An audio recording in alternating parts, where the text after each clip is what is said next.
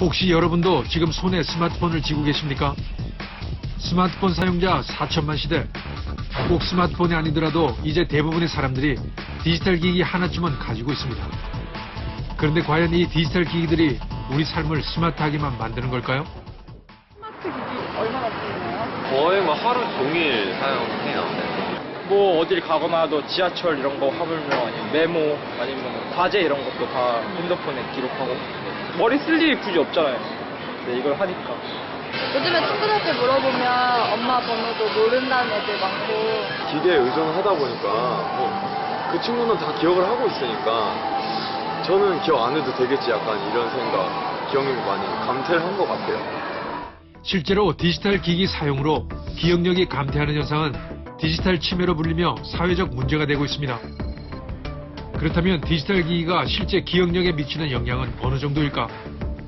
우리는 디지털 기기 사용을 많이 하는 20대들을 대상으로 실험을 해봤습니다. A4 용지에 적힌 그 사신 문항을 컴퓨터로 직접 쳐서 옮기시기 바랍니다.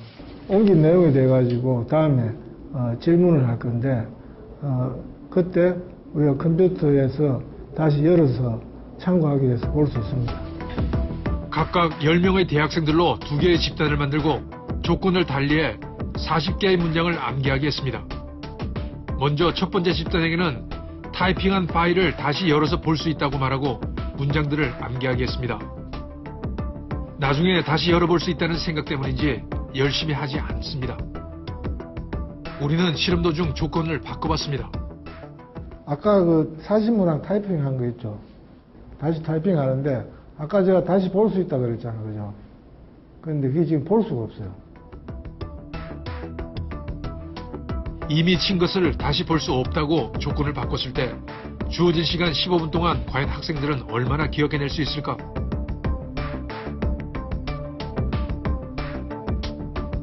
두 번째 그룹에게는 다른 조건을 줬습니다.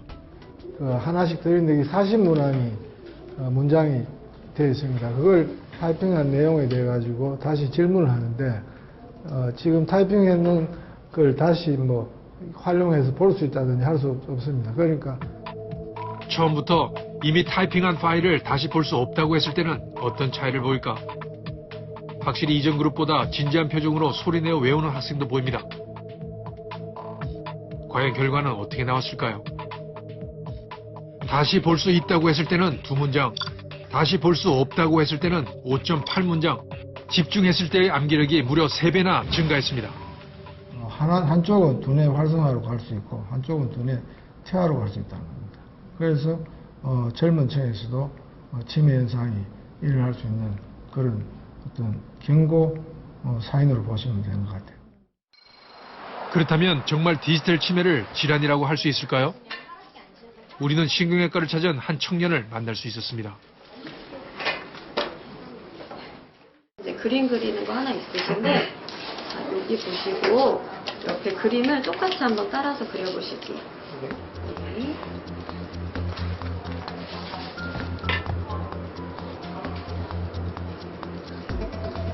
오른손으로 한번 종이 잡아보실게요. 네, 반으로 한번 접어보시고요.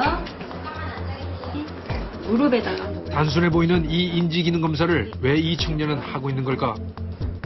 아직 겨우 20대 중반인 그에게는 무슨 일이 있었던 걸까요?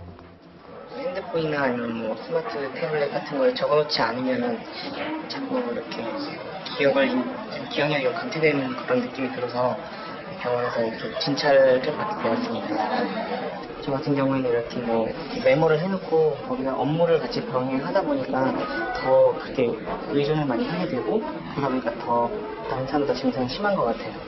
많이 당황스러웠어요. 이렇게 보통 이런 일은 나이 드신 분들이 많이 겪는다고 그렇게 알고 있는데 나이 젊은 편 저도 이런 걸 겪다 보니까 좀 많이 당혹스럽고 걱정이 되고 그러더라고요. 디지털 기기에 의존해 단순한 것도 기억하기 힘들어하는 디지털 치매. 이 신종 질환을 앓는 청년들이 많다고 합니다. 집중을 한다던가 디지털 치매라고 하는 게 제일 중요한 게 뭐냐면 기억을 저장하는 장소를 자기 머리를 쓰지 않고 외부 기억 장치를 쓰기 때문에 몸에 안 쓰는 근육이 퇴화되는 것처럼 머리도 쓰지 않으면 퇴화돼요. 그래서 회의할 때 그렇다면 디지털 치매와 우리가 흔히 말하는 치매는 어떤 연관성이 있을까? 하시는 게 좋고, 지하철을 봐도 그렇고 계속 스마트폰을 이용을 하고 앉아 있다 보면 당연히 운동량이나 뇌 혈류량이 감소하시기 때문에 그걸로 인해서도 상당히 치매 확률은 높으세요.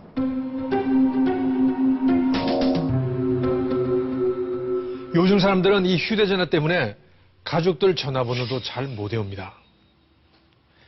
저도 전에는 전화번호를 몇십 개씩 외웠던 것 같은데요. 이제는 정말 제 번호도 깜빡깜빡합니다. 전화번호뿐만이 아닙니다. 중요한 일정이나 계획도 휴대전화가 없으면 잊기 일쑤입니다. 이렇게 디지털 기기에 기억을 의존하기 때문에 생기는 기억력 감퇴 현상을 의사들은 디지털 치매라고 이름을 붙였습니다.